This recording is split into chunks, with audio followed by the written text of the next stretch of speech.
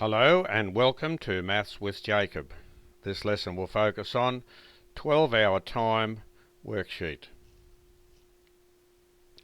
So this video presents a worksheet on telling the time, and here, as you can see, we're using some analog clocks.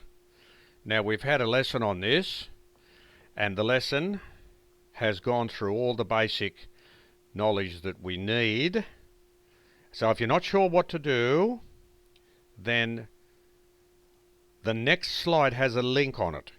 If you click on the link, that will take you to the lesson and it will explain how to do all the examples.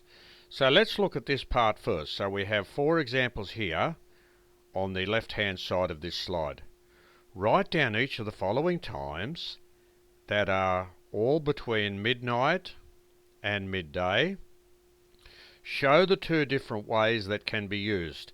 So in the lesson, we saw that we can tell the time in each of these cases using 2 different methods. Now the important thing to note here is we have between midnight and midday, and the lesson said that one of the ways of telling the time is by using the letters AM, because that basically means in the morning. Okay, so here when you use the first way to tell the time, because it says show 2 different ways, make sure you put AM after the time because it's between midnight and midday. The next one says write down each of the following times that are all between midday and midnight.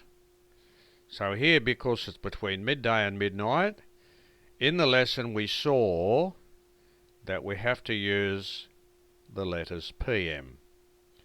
Of course, basically that tells us that the period of the day is either the afternoon, the evening, or the night. Okay, so make sure when you use one of those methods, you actually use PM. Now, as I said before, when you go to the next slide, there is a link and it will directly take you to the lesson and it will explain how to do all those examples. So make sure you click on that link if you need help. So this video has just given us one slide where we can practice telling the time using digital clocks. We can use either AM or PM, or we can use the other way that we saw being used in the lesson.